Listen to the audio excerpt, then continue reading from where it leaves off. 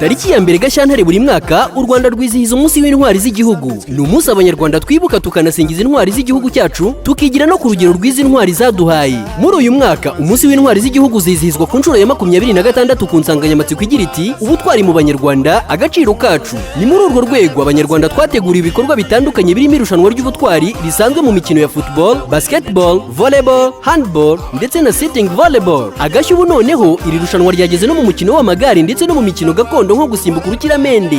Naho mu rwego rw'imyidagaduro ntimuzacikwe n'ibitaramo bizategurwa mu turere mutuyemo. Abanyakigali no mu nkengero zayo kuwa 31 Mutarama uyu mwaka kuri kan Kigali guhera saa 11 n'igice z'umugoroba ntimuzacikwe n'igitaramo gisingiza intwari z'igihugu. Abanyarwanda twese turashishikarizwa kuzitabira ibiganiro n'ibirori biduteganyirijwe iwacu mu midugudu ku ya mbere Gashyantare. Ubu butumwa nubwo urwego rushinzwe intwari z'igihugu imidari n'impeta by'ishimwe Cheno.